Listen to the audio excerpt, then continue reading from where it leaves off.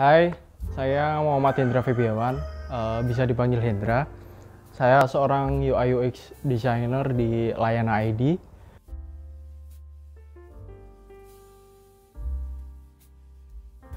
Jadi awal ketika saya di UI UX designer itu ketika saya mengerjakan skripsi ya. Jadi waktu itu saya dengan dosen pembimbing konsultasi bimbingan, kemudian dosen bimbing saya itu seperti menyarankan untuk membuat wireframe. Nah, pada saat itu kan saya nggak tahu itu wireframe itu apa. Kemudian toolsnya pakai Balsamiq. Oke, saya kerjakan saja pada waktu itu skripsi. Kemudian setelah selesai skripsi, saya mulai mengulik apa itu UI UX designer berdasarkan pengetahuan saya ketika saya bimbingan skripsi pada waktu itu. Jadi mulai mengulik di internet atau tidak UI UX itu seperti apa, kemudian toolsnya itu apa saja, kemudian cara membuatnya itu gimana, dan alur pengerjaannya itu bagaimana. Kemudian setelah saya mempelajari secara otodidak melalui internet, saya mulai mencoba untuk membuat eksplorasi desain sendiri, meniru apps yang sudah ada. Kemudian saya kembangkan sendiri kekurangannya apa yang tidak perlu ada di apps itu. Kemudian setelah saya yakin, saya mencoba apply di beberapa tempat untuk posisi UI UX designer. Nah, pada waktu itu ada dua perusahaan ya, termasuk Layana ID. Ternyata ketika proses seleksi, akhirnya saya keterima sampai saat ini di Layana ID. Seperti itu.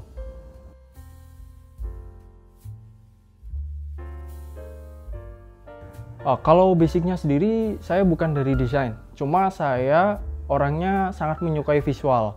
Saya sendiri basicnya dari IT, informatika dulu waktu perkuliahan.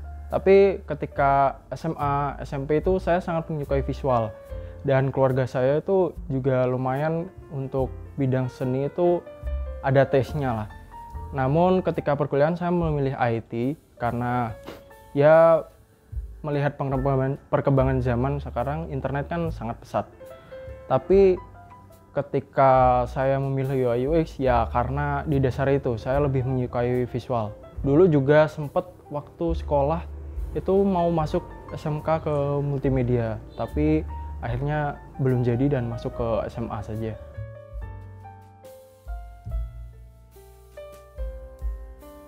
Kalau menurut sepengetahuan saya ya, UI UX sendiri itu sebenarnya dua hal yang berbeda, tapi tidak bisa dilepaskan atau berkesinambungan lah. Analoginya seperti ini. Kita kan memiliki tubuh ya, tubuh manusia. Itu ada kerangkanya, seperti ada warna kulit, kemudian warna bola mata, warna rambut, kemudian ada organ-organ di dalamnya, mulai dari jantung, saraf, otot, dan tentunya tulang untuk menopang tubuh. Nah, analoginya UI itu adalah kulit, warna kulit, kemudian bentuk rambut, keriting, lurus, cepak, ikal, seperti itu. Kemudian mata itu sipit atau lebar seperti itu. Nah, itu adalah UI-nya. Sedangkan UX-nya kalau di anatomi tubuh manusia itu adalah kerangka yang ada di dalamnya atau organ yang ada di dalamnya. Contohnya kayak tulang yang menopang tubuh kita, kemudian ada otot tentunya.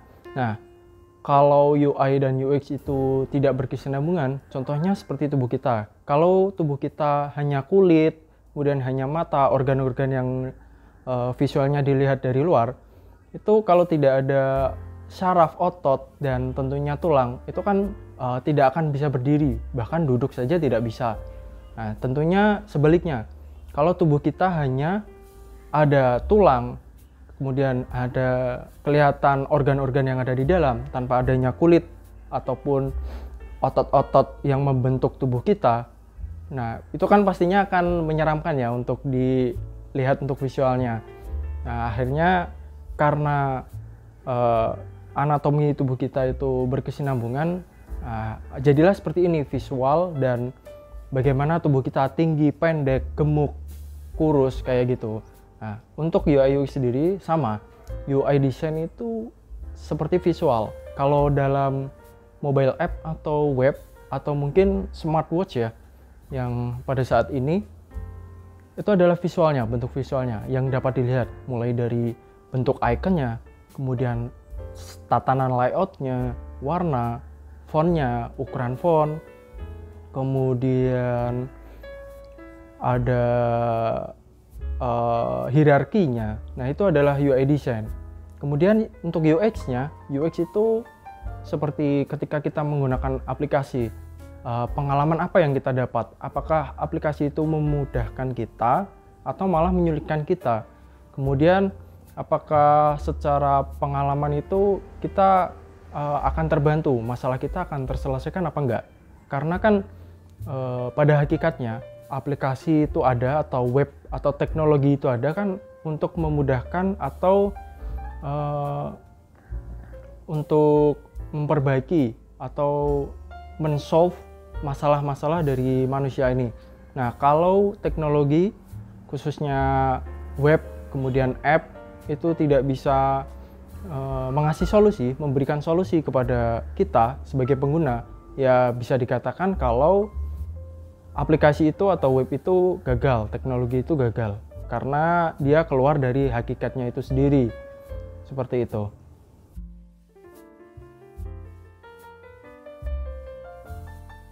Kalau saya selama ini saya memakai Figma ya untuk UI UX designernya, karena Figma sendiri itu toolsnya sudah powerful.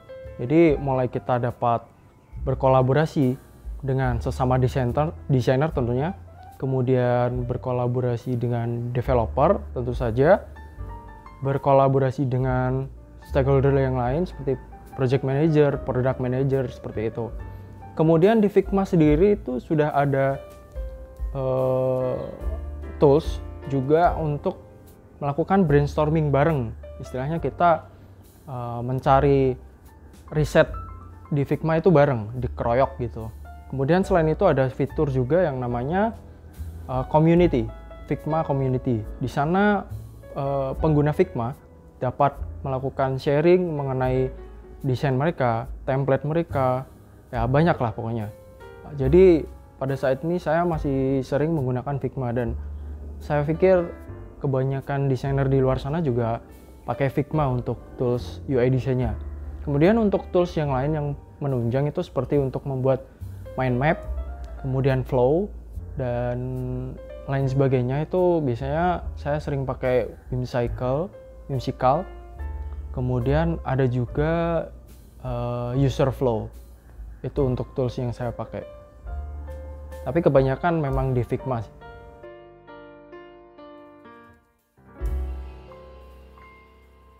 Oke, untuk proses kerja saya sendiri, jadi selama saya bekerja di Layani ini dan selama saya berprofesi sebagai UI UX designer ini, alurnya itu jadi ketika saya pertama kali mendapat project itu tentunya dari project manager ya. Project manager nanti akan meeting dengan saya ataupun nanti ada tim lain seperti perwakilan dari dev, baik itu front end dev ataupun back end dev. Jadi itu meeting, kemudian kita brainstorming bareng, kemudian PM menjelaskan kepada saya brief yang dapat dari klien. Setelah itu saya pelajari briefnya. Nah, setelah mempelajari brief, saya mulai menyusun seperti kerangka mind map dan lain-lain. Dan tentunya setelah itu saya membuat wireframing. Wireframing itu seperti sketsa kasar desain yang akan saya buat. Nah, wireframing itu nanti akan jadi acuan untuk saya eksekusi ke high fidelity-nya yang sudah komplit dengan warna dan lain-lain.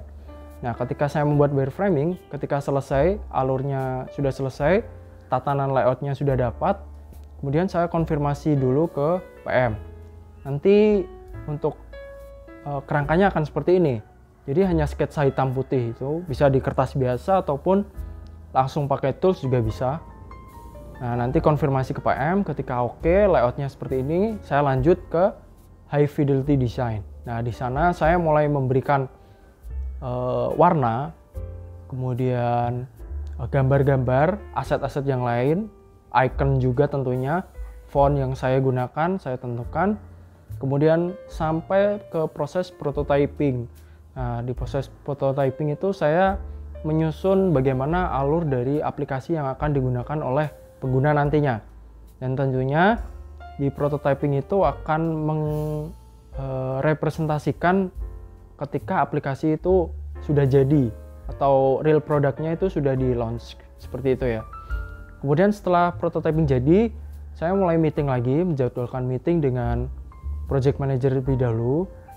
Ketika project manager oke, saya menyusun meeting, kemudian saya jelaskan alurnya seperti ini. Apakah ada perbaikan dahulu dari kita? Jika ada, saya perbaiki dulu. Setelah itu, saya confirm lagi ke PM, project manager. Kalau oke, kita jadwalkan meeting dengan klien. Atau mungkin ada waktu sendiri untuk project manager meeting dengan klien. Nah, meeting dengan klien itu akan menjelaskan bagaimana alur dari aplikasinya secara garis besar. Nah, setelah proses presentasi ke klien selesai, pastikan ada feedback ya. Feedback nanti dari klien tentunya kita tampung, kita list dulu. Setelah itu feedback sudah terkumpul dari klien, mulai saya pelajari lagi revisinya itu ada di mana. Kemudian saya perbaiki. Ketika sudah, saya present lagi ke klien, saya confirm lagi ke klien. Oke, sampai iterasi dari feedback dan revisi itu selesai. Setelah selesai, semuanya oke, klien oke, dari kita oke, saya mulai ke tahap hand off design. Nah, hand off design itu saya lakukan dengan tim dari developer, baik itu front end dan back end developer. Nah, di sana saya menjelaskan bagaimana alur dari aplikasinya. Saya jelaskan semua dari awal hingga akhir. Kemudian saya jelaskan juga style guide yang saya gunakan ke front end-nya tentunya. Mulai dari asetnya apa, iconnya apa, font family-nya apa, warna hex-nya apa. Dan semua saya jelaskan termasuk dari margin serta padding-paddingnya. Serta setelah itu saya invite mereka ke file Figma agar nanti si developer itu bisa melihat ulang gimana desainnya. Kemudian kalau mereka butuh sesuatu, misalkan mereka request untuk minta aset gambar atau icon ini, nah itu bisa mereka buka lagi di Figma. Dan tentunya saya juga akan membantu mereka. Saya standby untuk menemani developer itu melakukan implementasi desain yang telah saya terapkan. Itu kurang lebih alur yang saya gunakan ketika saya menjadi UI UX designer.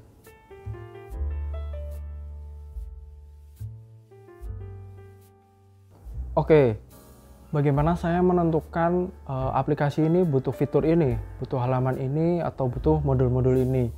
Jadi yang pertama, ketika awal kick off meeting, ketika project masuk, kita melakukan kick off meeting dengan PM dan saya tentunya. Saya harus benar-benar memahami briefnya. Saya lihat sitemap-nya atau saya lihat mind map-nya, kemudian saya lihat flowchart-nya. Kemudian setelah tahu apa permasalahan dari brief dari klien, permasalahannya apa, kemudian goals-nya klien itu ingin buat aplikasi atau web seperti apa, saya mulai memetakan dia butuh fitur ini, harus ada halaman-halaman A, B, C, D. Setelah itu saya catat, saya oret-oret dulu tadi yang sesi wireframing. Kemudian setelah itu saya mulai mencari riset kecil-kecilan, jadi kayak mencari kompetitor dari aplikasinya, atau mencari referensi atau inspirasi desain dari aplikasi yang akan dibuat. Nah, dari situ ketahuan aplikasi yang sudah ada. Yang pertama itu harus aplikasi yang sudah ada dulu, yang sudah digunakan oleh banyak pengguna, beberapa pengguna. Jadi saya pelajari, oh kurang lebih fiturnya yang akan hadir seperti ini. Kemudian saya compare lagi dengan brief yang dari kliennya. Kemudian saya catat, oh ternyata ketahuan fiturnya apa saja, A, B, C, D, halamannya ada ini. Nah, dari situ ketahuan, Setelah kita dapat semua fiturnya, baru saya susun ke wireframing dan saya konfirmasi ke PM. Seperti itu sih.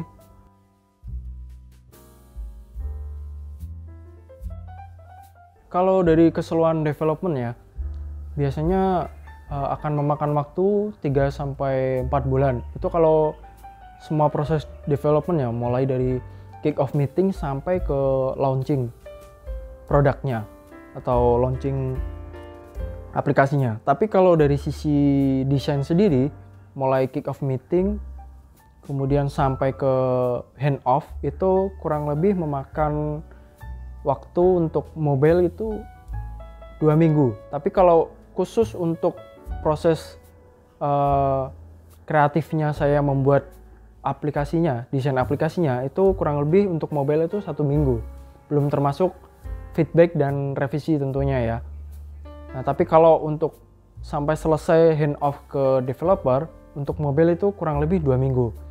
Kalau untuk website, yang full website, itu untuk proses desainingnya sendiri, proses kreatif desainnya itu kurang lebih 2 minggu. Untuk web ya, yang kompleks. Tapi kalau untuk landing page, itu kan rata-rata landing page kan 1-2 halaman ya. Itu 2-3 hari itu sudah selesai.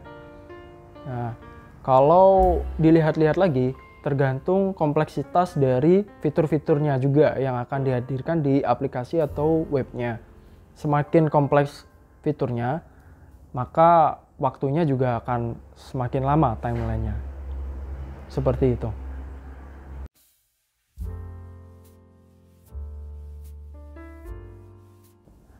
Faktor-faktor sendiri yang bikin desainingnya itu lama, proses desainnya lama itu, yang pertama, terkadang kita mendapat klien itu yang subjektif. Subjektifnya seperti ini. Subjektifnya itu berdasarkan taste desain dia, bukan berdasarkan kebutuhan desain dari aplikasi yang akan dia buat atau web yang akan dia buat. Jadi dia terlalu subjektif. Semisalkan saya menyodorkan hasil desain saya seperti ini, ternyata dia gak suka layoutnya seperti ini. Padahal jika dilihat dari briefnya, bahwa aplikasinya itu seharusnya harus memuat informasi seperti ini, layoutnya bentuknya seperti ini agar lebih mudah untuk digunakan. Tapi karena kliennya dia memandang atau menilai desainnya secara subjektif, secara taste-nya dia, maka nanti akan menimbulkan tarik ulur pendapat dari kita dan klien. Nah, itu adalah salah satu faktor yang membuat proses desain itu lama. Kemudian ada lagi, saya mengalami faktor itu yang kedua ketika saya selesai membuat desain, kemudian saya hand off ke developer. Nah, ternyata pada proses developingnya itu si developer mengalami kendala ketika akan menerapkan desain saya. Jadi ada yang flow-nya salah, kebanyakan sih kadang alur dari aplikasinya salah, atau mungkin hanya beberapa aset bentuk layout yang susah diimplementasikan. Nah, jika terjadi seperti itu, maka development kan pasti akan komunikasi ke desainer lagi. Ternyata yang desain ini sulit untuk diterapkan. Akhirnya saya memutar otak bagaimana saya mencari bentuk layout yang sesuai dengan apa yang harus diimplementasikan ke development. Jadi setelah itu saya cari-cari solusi lagi, cari alternatif desain. Kemudian setelah jadi, saya konfirmasi ke developer lagi, apakah desain yang alternatif ini sudah dapat diterapkan atau belum. Jika belum, saya akan mencari alternatif terus sampai ketemu. Ketika sudah ketemu, developer oke, saya oke, kemudian saya confirm lagi ke klien. Pastinya kan hal itu sudah terjadi ketika klien oke, ternyata proses development nggak bisa. Pastinya setelah ada perubahan itu kita harus konfirmasi lagi ke klien. Nah, klien menilai lagi, ternyata layoutnya harus seperti ini. Nah, di situ kan klien ada pendapat lagi tuh. bisa saja setuju atau tidak setuju. Nah, kalau tidak setuju, artinya kita harus menerima feedback dan kita cari solusi lagi bagaimana sebaiknya. Nah, di situ akan muncul iterasi lagi. Nah, di situ kadang ada momen pada waktu itu juga membuat proses desain itu menjadi lama.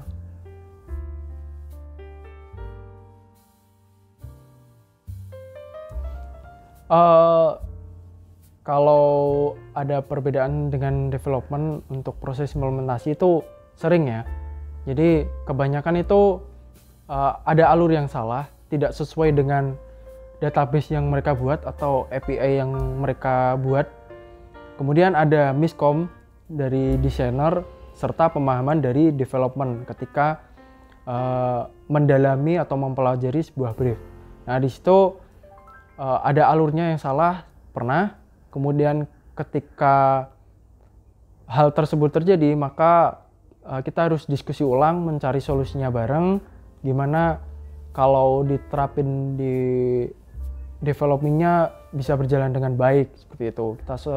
Kita cari solusi.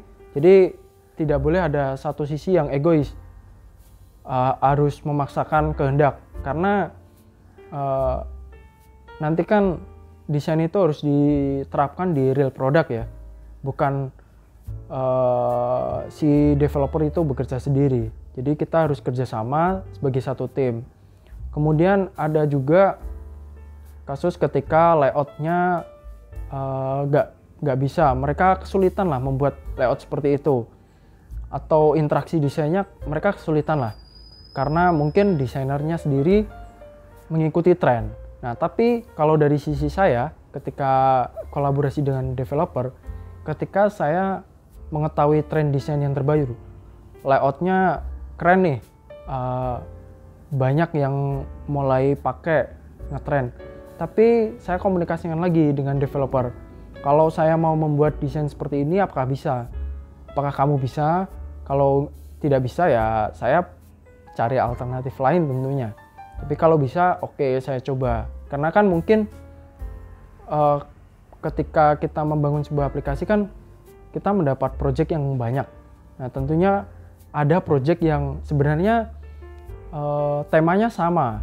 Misalkan e-commerce, itu kan beberapa kali saya pernah. Nah, bagaimana saya membedakan project milik klien A, B, C walaupun sama e-commerce-nya tapi memiliki ciri yang berbeda. Nah, di situ kan saya kadang mencari inspirasi tren desain yang terbaru. Nah, tapi ketika tren desain itu si developer tidak bisa menerapkan, kita sebagai desainer alangkah baiknya untuk mencari alternatif desain yang lain.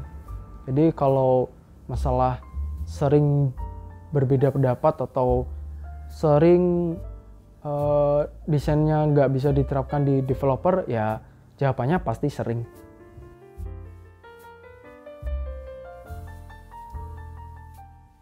Sejauh ini ketika saya berprofesi jadi UI UX designer, semakin hari, semakin tahun ke tahun itu orang yang ingin terjun ke dunia UI UX itu semakin banyak. Nah, tentunya kita sebagai UI UX designer itu harus bersaing. Nah, di situ tantangan saya bagaimana saya selalu mengupgrade skill saya sebagai UI UX designer. Contohnya ya, mempelajari teknologi baru, kemudian mempelajari tren desain terbaru, dan lain sebagainya, ilmu-ilmu baru yang menunjang untuk UI UX designer itu sendiri. Karena di dalam UI UX designer itu sendiri kan di dalamnya masih ada beberapa bagian ya, mulai UI designer sendiri, interaction designer, UX researcher, UX writer, dan lain sebagainya. Sebenarnya ada banyak di dalamnya. Tapi kalau kita hanya fokus di UI design sendiri, ternyata yang masuk ke dunia UI UX semakin banyak, kita kan akan lahannya atau tempatnya akan semakin sedikit. Jadi bagaimana caranya saya harus men-challenge diri saya untuk membuat untuk mengupgrade ilmu-ilmu terbaru terkait UI UX design.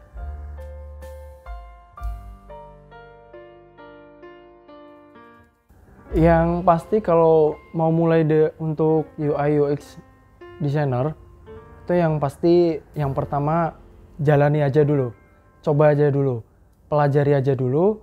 Kalau udah tahu basicnya atau fundamentalnya tentang UI UX designer, kalian bisa mulai melakukan praktek.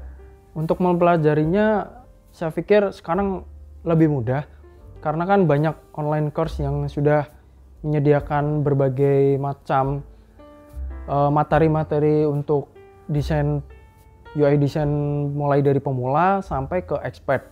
Bahkan bootcamp-bootcampnya juga sudah banyak sih. Nah, kalau kita sudah dapat fundamentalnya, kita sudah mempelajari di dasarnya, kita lanjut ke bagaimana kita melakukan desainnya itu sendiri. Mulai pelajari toolsnya. Gak usah mikir toolsnya sekarang yang banyak dipakai ini. Nanti, oh ternyata ada tools lain yang lebih enak. Ganti lagi. Nah, caranya pelajari dulu tools yang satu aja. Tools agar kamu bisa mahir menggunakan skill UI UX desainmu. Karena kalau kita mempelajari fundamentalnya, tanpa mempelajari toolsnya kan akan sulit bagaimana kita menerapkan ilmunya. Setelah kita mempelajari fundamental serta toolsnya, kita lanjut mulai praktek. Jadi kalian cari aja real product atau real apps, real web yang udah ada, yang sudah banyak digunakan oleh pengguna. Kalian screenshot atau kalian install, kunjungi webnya, kemudian kalian pelajari, selami di sana, otak-atik aja aplikasinya, otak-atik webnya, kalian cari kelemahannya apa, kelebihannya apa, kenapa aplikasi ini banyak digunakan, kenapa orang itu candu pakai aplikasi ini. Kalian pelajari, setelah itu kalian screenshot, kalian mulai analisa fontnya apa, buttonnya ukuran berapa, warnanya apa, padding marginnya seberapa. Kemudian kalian terapkan, praktek langsung menggunakan tools yang kalian pelajari sesuai aplikasi yang udah ada. Kalian tiru aja, tiru persis gak apa-apa. Karena kan masih tahap pertama ya, kalian tiru persis. Setelah selesai, kalian lihat lagi desain kalian, sesuaikan dengan real product yang sudah ada. Kalau kalian rasa desain yang pertama kali kalian buat itu masih kurang, ya perbaiki lagi. Perbaiki sampai kalian menemukan taste atau kalian merasa klik kalau oke, ini kayaknya mendekati seperti yang asli. Kalau kalian sudah paham bagaimana hierarkinya, mulai dari ukuran fontnya berapa, informasi yang harus ditonjolkan itu apa, informasi yang penting itu apa, ukuran buttonnya apa, warnanya apa, dan lain-lain. Kalau kalian sudah paham, sekarang kalian lakukan eksplorasi desain dengan tema-tema yang sudah ada. Semisal kalian bikin tampilan home untuk delivery food, misal kalian bikin tampilan playlist untuk musik streaming, kalian bikin tampilan kategori movie untuk aplikasi streaming movie, dan lain sebagainya. Kalian eksplorasi sendiri sesuai tema-tema yang sudah ada. Setelah itu, kalian bisa juga melakukan fake case study, atau istilahnya kalian membuat portofolio fake atau palsu, tapi sesuai kaidah-kaidah UI dan UX design. Jadi di sana kalian bisa melatih bagaimana kalian melakukan riset, wawancara, kemudian kalian melakukan brainstorming, dan kalian membuat high fidelity serta mockup dan prototype untuk desain. Nah, fake case study itu kalian bisa gunakan untuk memperkaya portofolio kalian. Jadi kalau kalian akan memulai dan belum memiliki pengalaman profesional, ya buatlah kerangka alur untuk roadmap untuk mempelajari UI UX design, kurang lebih seperti itu. Itu sih tips dari saya. Oke, itu tadi tips serta sharing dari saya. Terima kasih, saya Hendra. Sampai jumpa di konten berikutnya.